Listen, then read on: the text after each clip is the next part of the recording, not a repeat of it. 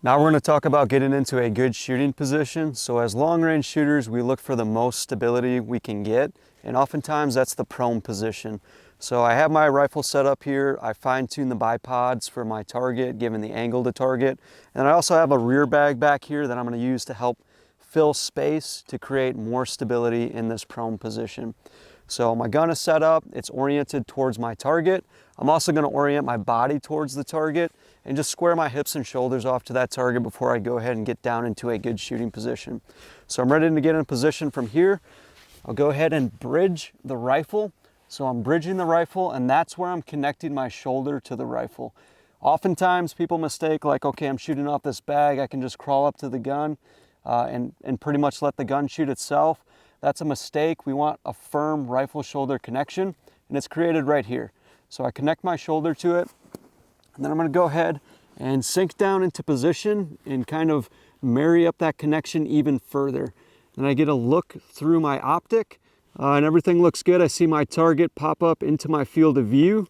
Next, I'm going to pay attention to my shooting hand. So the grip of the shooting hand has two missions. One mission is to hold the rifle in my shoulder, and the next mission is to press the trigger straight into the rear.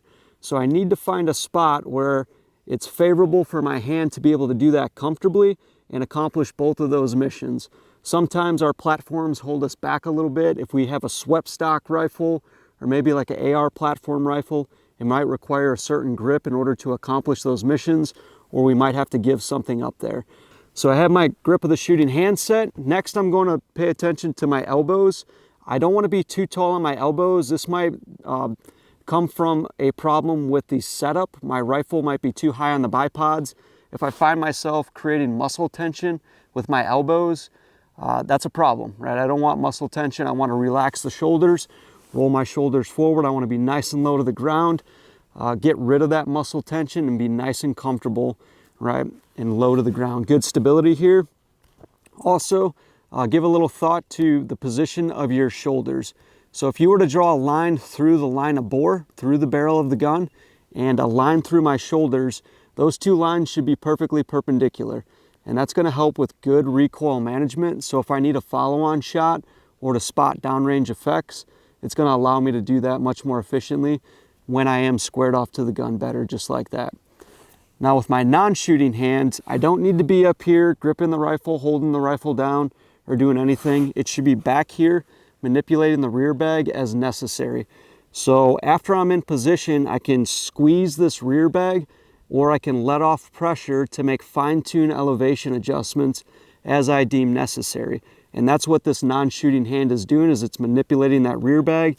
Don't be afraid to pull the bag out, pack it down, and put it back in if you need to reduce elevation or gain elevation. There is a little bit of a learning curve with the rear bag, and you just have to figure out what you have to do in order to manipulate it best. But that's where my non-shooting hand is at. It's back here, gripping that rear bag. And then my feet, I want my heels flat, good dispersion with the legs, nice stability, nice and low to the ground. And then I'm set up in position and I'm comfortable, right? After I'm in position, I want to communicate that there's three elements of a good shooting position. So one is bone support, the next is muscular relaxation, and then there's natural point of aim. So if I don't have bone support, I can't have muscular relaxation and I won't have a natural point of aim downrange. So all three of them build on each other. So I have good bone support because I'm laying on the ground here and it allows my muscles to relax. And after I'm in position, I've built a good shooting position. I want to close my eyes, breathe in, breathe out, and then open my eyes, and wherever I see my reticle is where my natural point of aim is at. If that's not on the target that I want to shoot, I want to make adjustments with my entire body and the rifle together.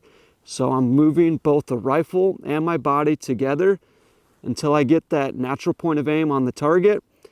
And then after I feel I'm good, I'll go ahead and do that same check. I'll close my eyes, breathe in, breathe out, and then open my eyes. And hopefully my reticle is more in alignment with the target that I'm trying to shoot. That's a really important step, and I just want to make sure that I did in fact get into a good shooting position and I'm ready to take a shot on target. So this is something that you could easily practice at home in your basement in a safe spot in your house, oriented in a safe direction, no ammunition in a gun.